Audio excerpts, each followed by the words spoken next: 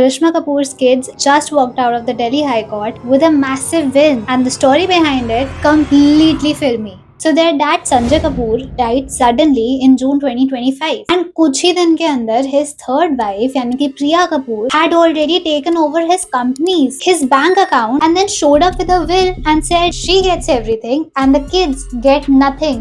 Grandma gets nothing. So Samaira and Kian, Karishma's children, ran to the Delhi High Court. And you know what was their argument? The will is completely fake. The signatures don't match. In fact, it has spelling mistakes. His own son's name is literally misspelled. He is being referred to as testatrix, यानी कि एक female will maker in his entire will. Now here's the legal bit. In India, when a will looks suspicious, the person claiming it has to prove that it is real. This is called burden of proof shifting to the propounder. Basically, will आप लेके आए, अब आप ही इसे defend करो. So the court actually saw too many red flags in this case and decided that it needs a full trial.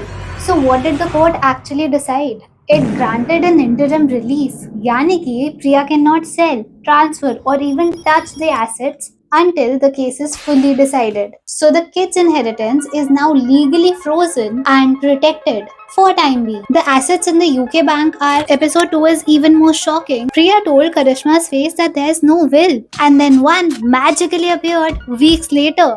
Follow along so you don't miss the entire story.